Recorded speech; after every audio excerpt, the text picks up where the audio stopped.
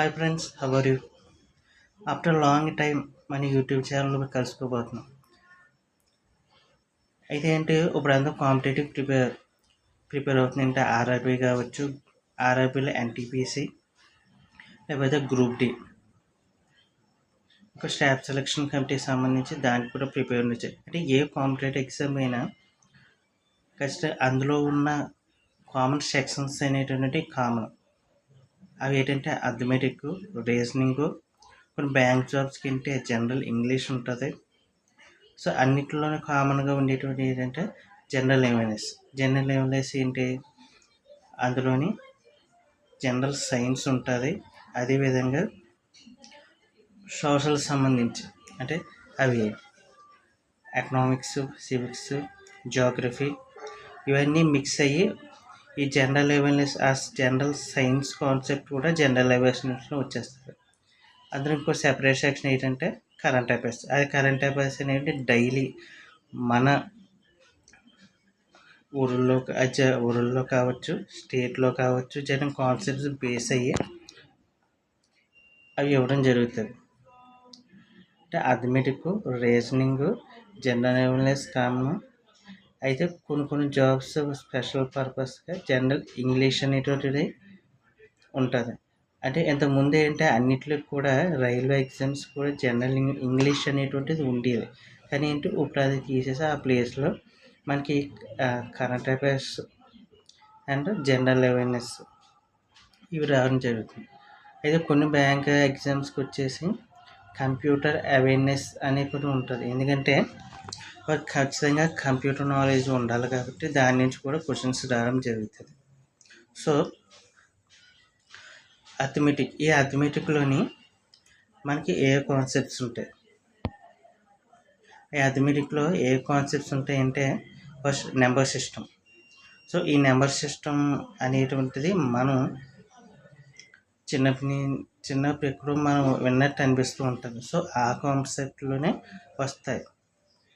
అయితే మనం చిన్నప్పటి నుంచి నేర్చుకున్నవి వాటి నుంచే వస్తాయి. అయితే అంత మరీ అంత డెప్త్గా నేర్చుకోం. సో మన ఈ కాంపిటేటివ్ ఎగ్జామ్స్కి వచ్చినప్పుడు ఆ డెప్త్గా వాడే క్వశ్చన్స్ డెప్త్గా అడుగుతారు. సో మనం పర్ఫెక్ట్గా ప్రిపేర్ అయ్యి ఎగ్జామ్ వెళ్ళి అటెండ్ అయ్యి, ఇంకో విషయం ఏంటంటే అక్కడ మనకి క్వశ్చన్స్ ఎక్కువ, టైం తక్కువ ఉంటుంది. సో ఇక్కడ మనం నేర్చుకోవడం ఇంపార్టెంట్ కదా, నేర్చుకున్నదాన్ని ఎలా ప్రజెంట్ చేసామన్నది ఇంపార్టెంట్. మనం ఏం చేయాలంటే నేర్చుకుంటే అది ఎంత స్పీడ్గా మనం చేస్తున్నామో, చేసిన తర్వాత అంత పాయింట్ అవుట్ చేసి వెంటనే మనం సబ్మిట్ కొట్టాలి. ఇప్పుడు ప్రతి ఎగ్జామ్ కూడా ఇప్పుడు రిటన్ ఎగ్జామ్ అయితే చాలా తక్కువ, అన్నీ కూడా కంప్యూటర్ బేస్డ్ ఎగ్జామ్స్ జరుగుతున్నాయి. సో ఆ టైం అవగానే అది క్లోజ్ అయిపోతుంది. సో మనం ఏం చేయాలి, పర్ఫెక్ట్గా నేర్చుకోవాలి. ఆ నేర్చుకున్న క్వశ్చన్స్ ఆన్సర్స్ చాలా తొందరగా పెట్టాలి. ఇంకోటి ఏంటంటే నెగిటివ్ మార్కింగ్. సో కొన్ని వాటి బేస్ 1/3 ఉంటుంది, కొంతమందికి కొన్ని ఎగ్జామ్స్కి అయితే 1/4 ఉంటుంది. సో దాన్ని దృష్టిలో పెట్టుకుని మనం ఎగ్జామ్కి ప్రిపేర్ అవ్వాల్సిన అవసరం ఎంతైనా ఉంది.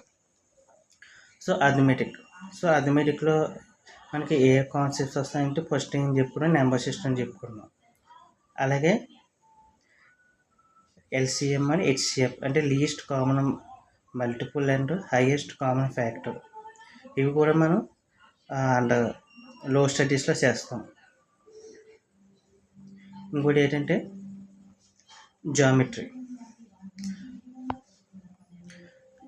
జామెట్రీ కాన్సెప్ట్ కూడా మనం అప్ టు 9th, అయితే మన ఎక్కువ 8th, 9th ఆ టైంలో బాగా అయితే వస్తాయి. సో 10th క్లాసే సింపుల్గా ఉంటుంది. తర్వాత మెన్సురేషన్. ఈ మెన్సురేషన్ అన్నీ కూడా జియోమెట్రీకి సంబంధించింది. సో అంటే అది మ్యాథ్స్ ఉంటుంది, ప్యూర్ మ్యాథ్స్ అంటారు. అందులో ప్యూర్ మ్యాథ్స్ కాన్సెప్ట్ అనేది ఇంట్రడ్యూస్ చేయడం జరుగుతుంది. దాని గురించి మనకు తెలుసుకోవడం జరుగుతుంది. ఇంకోటి ఏంటంటే స్క్వేర్స్ అండ్ క్యూబ్స్. సో ఆ స్క్వేర్స్ అండ్ క్యూబ్స్ ఏంటంటే కొన్ని ట్రిక్స్ ఉంటాయి. ఆ ట్రిక్స్ అన్నీ సింపుల్గా తక్కువ టైంలో ఎలా తెలుసుకోవాలి. అదేవిధంగా నేను ఇప్పుడు చెప్పే కాన్సెప్ట్ ఏంటి, తర్వాత మనం త్వరగా ఒక్కొక్క క్లాస్లోని మనం పర్ఫెక్ట్గా తెలుసుకుందాం. ఇంకోటి ఏంటంటే time, work and distance. So కాలము, పని, దూరం. వాటి రిలేటెడ్గా అందులో ట్రైన్స్, బోట్స్ అవి కూడా ఉంటాయి. అది బై వాక్ కూడా ఉంటుంది. సో అది ఏం డిపెండ్ అయ్యింది, మనం ఆ కాలం ఎంత టైం పడుతుంది, ఎన్ని రోజుల్లో ఆ పని పూర్తవుతుంది, అలాగే ఎంత దూరం ప్రయాణించాం. అట్లా ఏంటంటే ఈ బోట్స్ అంటే బోట్ వెళ్ళినప్పుడు ఎంత టైం పడుతుంది, ఎంత దూరం వెళ్ళాము, ఎంతవరకు జరిగింది, అలాగే ట్రైన్స్ ఆ కాన్సెప్ట్స్ కూడా వస్తాయి. అదేవిధంగా ఇంకా ఇందులో కాన్సెప్ట్స్ ఉన్నాయి. అవి ఏంటంటే సింప్లిఫికేషన్, సూక్ష్మీకరణ. సూక్ష్మీకరణ అంటే అది కూడా మనకు తెలుసు అని లోవర్ క్లాసెస్లో చేసినవి. సో ఇక్కడ ఏంటంటే ఈ కాంపిటేటివ్ అంటే మనం కొన్ని ట్రిక్స్ ఉంటాయి. అది కొంచెం స్పీడ్గా చేయడానికి, టైం కవర్ చేసుకోవడానికి ఆ ట్రిక్స్ నేర్చుకుంటే చాలా తొందరగా చేయాలి. ఎందుకంటే ఇక్కడ చూసుకున్నైతే ఎగ్జామ్ ఇప్పుడు ప్రజెంట్ చూసుకున్నైతే ప్రతిదానికి 90 నిమిషాలు అనేటువంటిది ప్రతి కాంపిటేటివ్ ఎగ్జామ్ 90 మినిమం తక్కువ లేకుండా ఉంది. అయితే ఇచ్చిన 90 నిమిషాలే, కానీ అందులో సెక్షన్స్ వేరే. అదేవిధంగా వచ్చిన క్వశ్చన్స్ 100 ఉండొచ్చు, 120 ఉండొచ్చు, 150 కూడా ఉండొచ్చు. సో ఏంటంటే మనం ఇచ్చిన టైం లోపలనే మనం పెట్టగలగాలి, అది నెగిటివ్ని అవాయిడ్ చేయగలగాలి. ఎక్కువ మార్క్స్ రిజర్వేషన్ కేటగిరీ ప్రకారం మార్క్స్ పొందాల్సి ఉంటారు.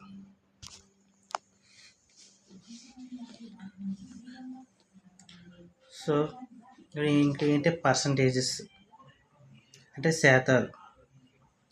ఫర్ ఎగ్జాంపుల్ ఎగ్జామ్ 70 మార్క్స్ జరిగింది, నీకు 20 మార్క్స్ వచ్చినాయి.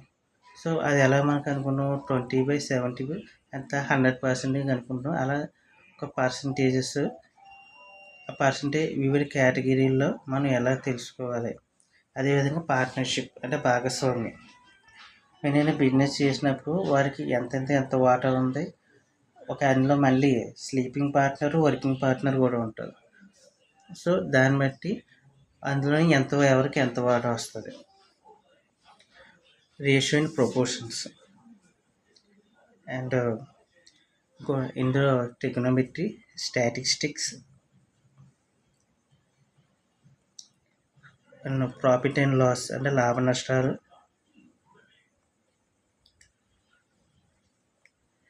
ఈ కాన్సెప్ట్స్ ఏంటంటే మీ అథమెటిక్లో రావడం జరుగుతుంది. సో మనం అథమెటిక్లో ఏ కాన్సెప్ట్స్ వస్తాయి, ఎగ్జామ్లో ఏ వాటిని చేయాలో తెలుసుకుని నెక్స్ట్ వీటికి సంబంధించి త్వరగా ఒక్కొక్క క్లాస్లోని ఒక్కొక్క సెక్షన్ సంబంధించి మనం క్లారిటీగా తెలుసుకుని జరుగుతుంది. ఇప్పుడు నెక్స్ట్ ఏముంది, అథమెటిక్ తెలుసుకున్నాం. ఆ తర్వాత ఏంటి, రీజనింగ్.